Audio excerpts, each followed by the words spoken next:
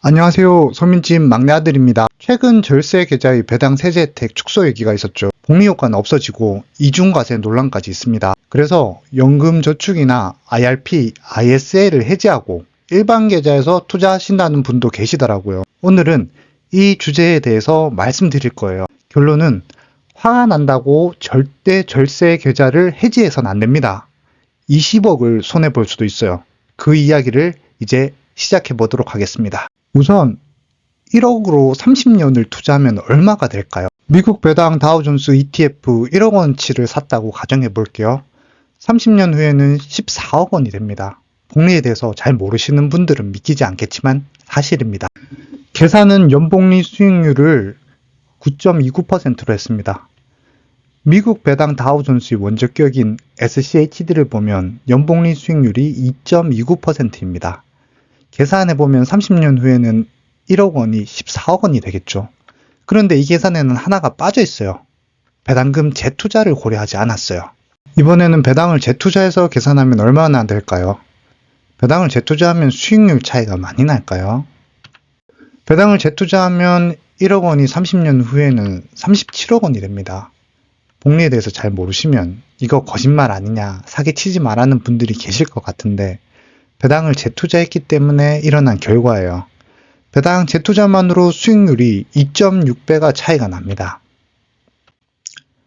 테스트는 주가를 연복리 2.9%, 배당 수익률은 3.5%로 계산을 했어요. SCHD의 배당 수익률은 3.5에서 4.5% 정도 되거든요. 보수적으로 접근해서 3.5%로 계산한 값이에요. 하지만 여기에는 세금이 빠져 있어요. 배당 소득세가 없는 조건으로 계산을 한 거예요. 그런데 말입니다. 이제 연금저축, IRP, ISA에서도 배당 소득세를 뗀다고 하죠. 모든 상품에 배당 소득세가 부과되는 건 아니고 국내 상장 해외 ETF만 해당이 됩니다. 코덱스 미국 나스닥 100이나 타이거 미국 S&P 500 이런 것들 있잖아요.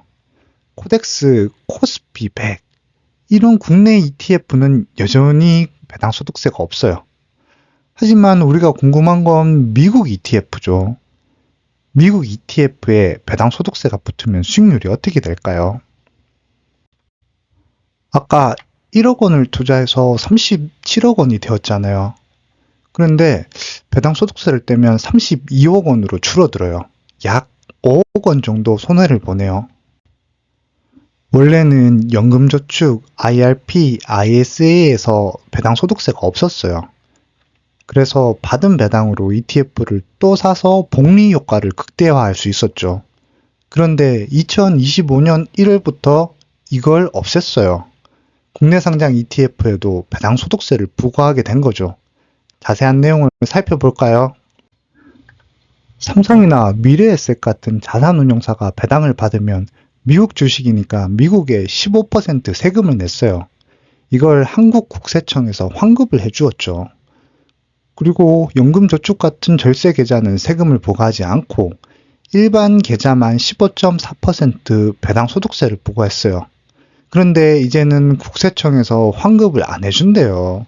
이미 15% 세금이 빠진 배당금이 우리 계좌로 입금이 돼요.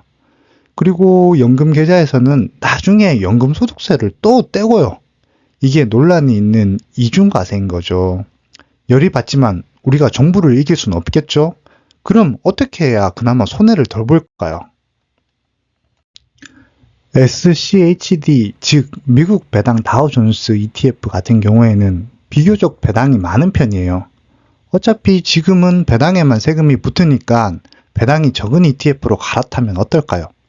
세금을 줄이고 수익을 늘릴 수 있지 않을까요? 그래서 한국인이 좋아하는 ETF 3종 세트로 계산을 해보았습니다. 미국 배당 다우존스와 나스닥 100 그리고 S&P 500입니다. 우선 배당이 세금이 없을 때 1억 원을 30년 동안 투자하면 미국 배당 다우존스는 37억 원이 됩니다. 나스닥 100과 S&P 500은 각각 163억, 41억 원이 됩니다. 차이가 많이 나죠. 최근 10년 동안 나스닥 100과 S&P 500의 수익률은 17.83%와 11.64%입니다. 미국 배당 다우존스보다 연복리 수익률이 높아서 수익금 차이가 커지네요.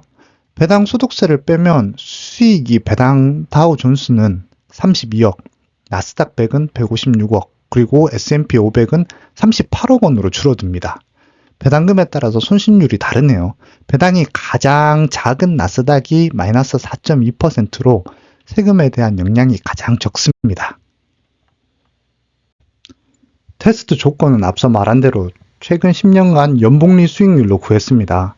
배당 수익률 또한 최근 자료를 바탕으로 보수적으로 구했습니다. 이제 이런 생각이 드시겠죠. 어차피 세금을 내야 하니 절세 계좌가 필요 없지 않나 하고요. 배당이 적은 ETF 상품을 사면 일반 계좌에서도 수익률은 마찬가지 아닐까요? 결론부터 말하자면 아닙니다. 배당 소득세에도 불구하고 연금저축, IRP, ISA가 더 유리해요. 일반 계좌와 비교해서 수익률 차이는 20억가량 됩니다. 그 이유는 다음 영상에서 말씀드릴게요. 제가 영상을 자주 만들지 못해요. 본업이 있어서 빨라야 일주일에 한번 올릴 수 있을까 말까예요. 다음 영상이 기대되시면 구독과 좋아요, 알림 설정까지 잊지 마세요. 감사합니다.